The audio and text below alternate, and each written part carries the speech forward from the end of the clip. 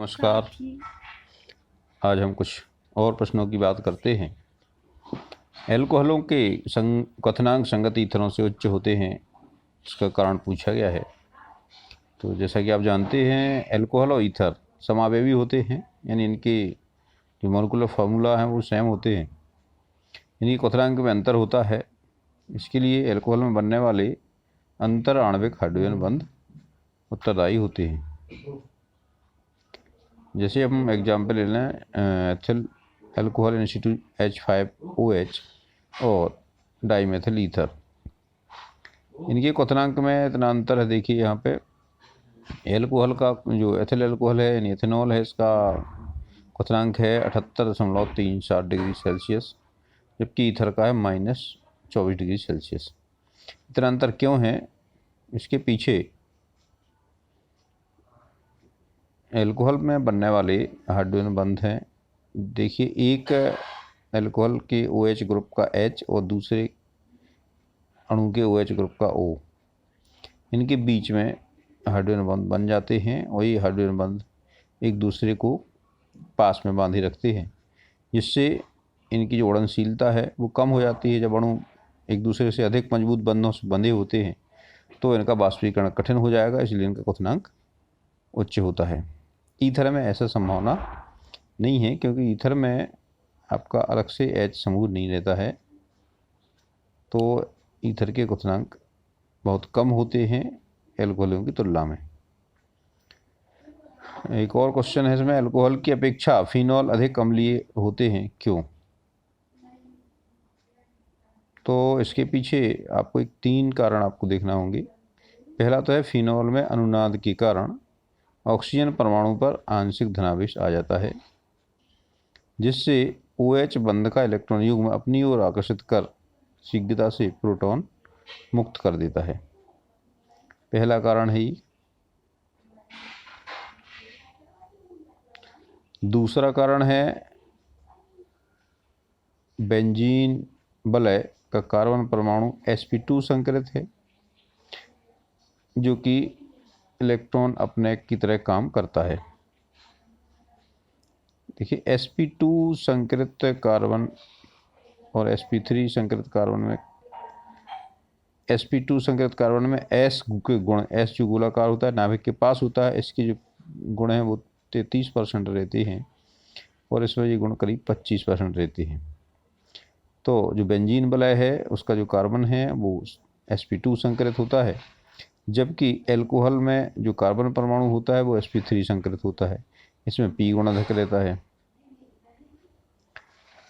तो इसके कारण भी ये फिनॉल का जो कार्बन है वो इलेक्ट्रॉन अपनेक की तरह काम करता है।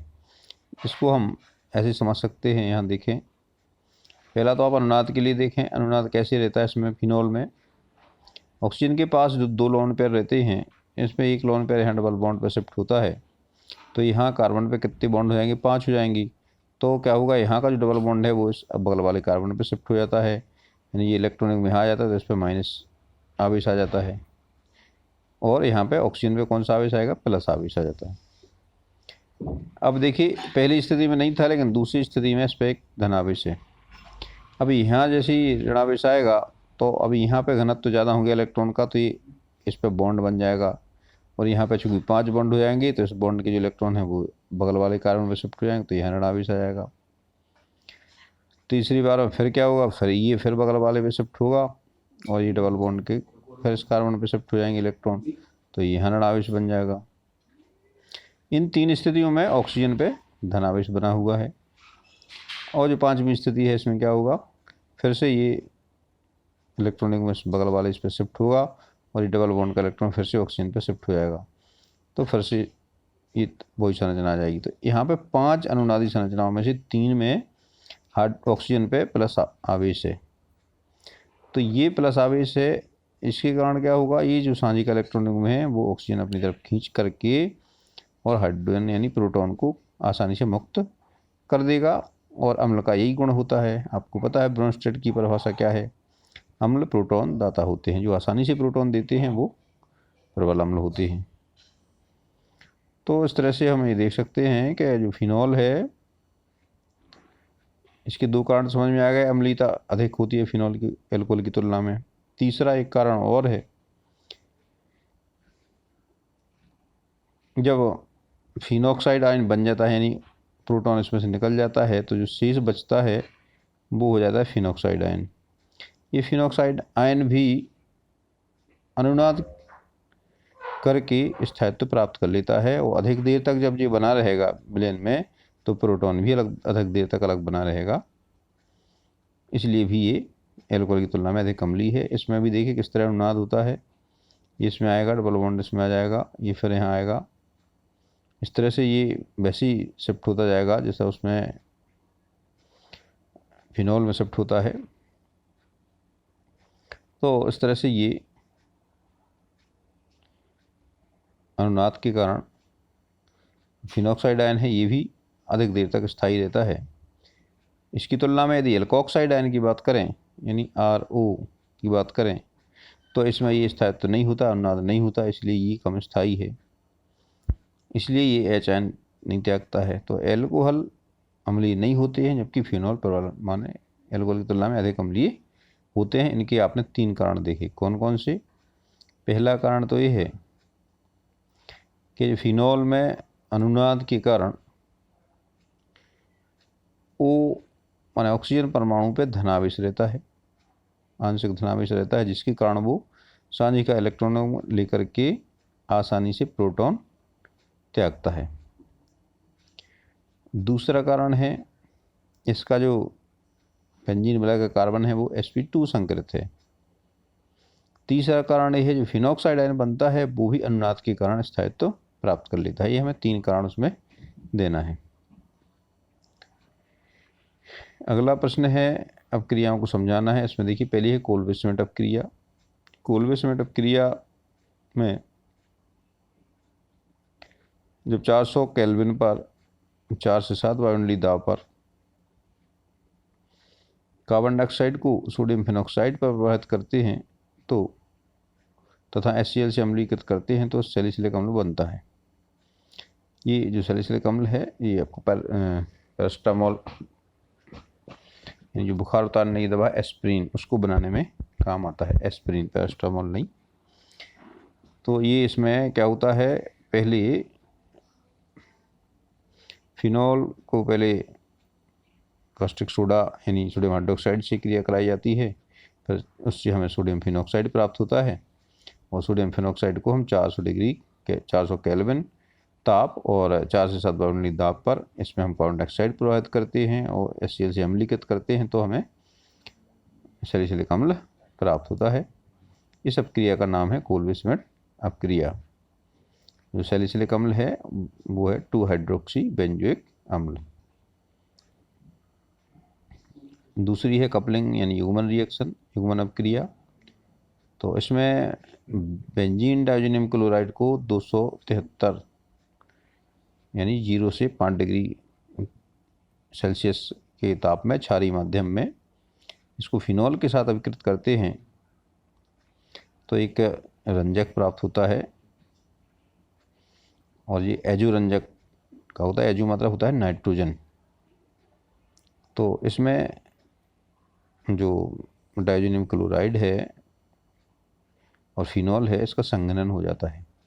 संघनन के फलस्वरूप इसमें हम एजो रंजक प्राप्त होता है। इस क्रिया को कपलिंग रिएक्शन यानी युग्मन अपक्रिया कहते हैं। इसमें क्या होता है, इसमें देखें हम बेंजीन डाइज़ोनियम क्लोराइड का Cl और एल्कोहल का जो पैरा पोजीशन वाला हाइड्रोजन है वो दोनों क्रिया करके HCl बना के निकल जाते हैं, और दोनों अणुओं की माने नाइट्रोजन की एक संयोजकता खाली हो जाएगी। ये कि हम बेंजीन में एक संयोजकता खाली होती है, ये दोनों आपस में जुड़ जाते हैं और ये एजो रंजक प्राप्त हो जाता है। तीसरी अपक्रिया है राइमर-टीमैन अपक्रिया, रीमर-टीमैन अपक्रिया है। इसमें 340 केल्विन पर जलीय सोडियम हाइड्रोक्साइड या पोटेशियम हाइड्रोक्साइड की उपस्थिति में फिनॉल तथा क्लोरोफॉर्म की अपक्रिया कराने पे जलवटन होने के बाद 2-हाइड्रोक्सी बेंजल्डिहाइड यानी सैलिसिल्डिहाइड प्राप्त होता है। इस अपक्रिया को रीमर-टीमैन अपक्रिया राइमर्टिमन अपक्रिया कहते हैं। इसका समीकरण इस तरह है, फिनॉल है, क्लोरोफॉर्म और सोडियम हाइड्रोक्साइड के क्रिया कराने पर ये माध्यमिक यौगिक हमें प्राप्त होता है, यानी ये सोडियम फिनॉक्साइड और ये CaCl2 इसमें जुड़ा हुआ है, ये क्षणिक रहता है। इसके बाद ये यहाँ इसका सोडियम आयन इसकी क्लोरीन से क्रिया करके सोडियम क्लोराइड के रूप में निकल जाता है और ये एल्डिहाइड समूह यहाँ पे बन जाता है।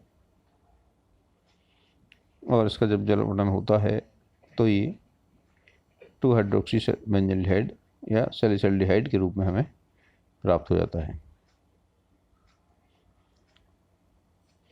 ये अपक्रिया हो गई राइमर-टीमन अपक्रिया। अगला प्रश्न है, डाईएथिल ईथर के कोई 3 उपयोग लिखिए। तो कोई भी 3 उपयोग उसमें आप दे सकते हैं। कुछ यहाँ पे उपयोग लिखे हैं, प्रयोगशाला तथा उद्योगों में तेल, गोंद, रीजन आदि जो कार्बनिक पदार्थ होते हैं उनके ब्लैक के रूप में प्रयुक्त होता है। जनरल एनेस्थीसिया यानी सामान्य बेहोशी कारक के रूप में प्रयुक्त होता रहा है, जो हृदय और फेफड़े को प्रभावित नहीं करता है और मनुष्य में बेहोशी लाता है। वर्तमान में खैर इसकी जगह पे हेलोएथेन का प्रयोग होने लगा है। और भी उपयोग हैं इसके, एल्कोहल और ईथर का मिश्रण पेट्रोल के रूप में भी, पेट्रोल के विकल्प के रूप में ही प्रयुक्त किया जाने लगा है। प्रशीतक के रूप में भी ये प्रयुक्त होता है। शुष्क बर्फ का जो ताप है -110 डिग्री सेल्सियस तक किसी पदार्थ को ठंडा कर सकता है। शुष्क बर्फ तो जानते ही आप क्या होता है, ठोस कार्बन डाइऑक्साइड होती है। बोर्ड्स अपक्रिया में शुष्क ईथर माध्यम की तरह प्रयुक्त होता है। सुगंधी बनाने में धुआं रहित पाउडर के रूप में ही प्रयुक्त होता है। इस तरह से इसके काफ़ी उपयोग हैं, इनमें से कोई भी 3 उपयोग लिख देना है। अगला प्रश्न है, फिनॉल और एल्कोहल में अंतर स्पष्ट करिए। तो फिनॉल और एल्कोहल में अंतर तो आप लोगों ने पढ़ ही लिए होंगे, फिर भी आप यहाँ कुछ अंतर हमने यहाँ दिए हैं। एक तो जो फिनॉल होता है वो अम्लीय होता है तो नीले लिटमस को लाल कर देता है, जबकि एल्कोहल उदासीन रहता है, लिटमस को प्रभावित नहीं करता। एल्कोहल फेरिक क्लोराइड परीक्षण नहीं देता, जबकि फिनॉल फेरिक क्लोराइड परीक्षण देता है। और फिनॉल में फेरिक क्लोराइड मिलाने पर ही बैंगनी रंग का संकुल बनाता है। ये ब्रोमीन जल परीक्षण भी नहीं देता एल्कोहल, जबकि फिनॉल ब्रोमीन जल परीक्षण देता है। वो उसमें ब्रोमो व्युत्पन्न का पीला रंग उत्पन्न होता है। प्राथमिक, द्वितीयक और तृतीयक एल्कोहल आयोडीन और सोडियम हाइड्रोक्साइड के साथ आयोडोफॉर्म परीक्षण देता है, यानी आयोडोफॉर्म का पीला अवक्षेप देता है, जबकि फिनॉल परीक्षण नहीं देता। सोडियम हाइड्रोक्साइड यानी कास्टिक क्षार के साथ एल्कोहल की कोई क्रिया नहीं होती है, क्योंकि ये उदासीन रहता है, जबकि फिनॉल अम्लीय होता है, इसलिए सोडियम फेनॉक्साइड बनाता है। और इसकी गंध आपको पता ही है, एल्कोहल की गंध, एल्कोहलिक गंध विशिष्ट गंध होती है, जबकि फिनॉल की भी विशिष्ट गंध होती है। ये कुछ अंतर हैं। एक प्रश्न और है उसमें, ये है विलियमसन सतत ईथरीकरण या अविरल ईथरीकरण क्या है, समझाइए।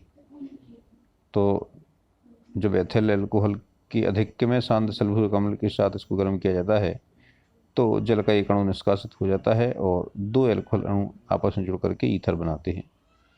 और इस प्रोसेस में सल्फ्यूरिक अम्ल का अणु बाद में रिकवर हो जाता है।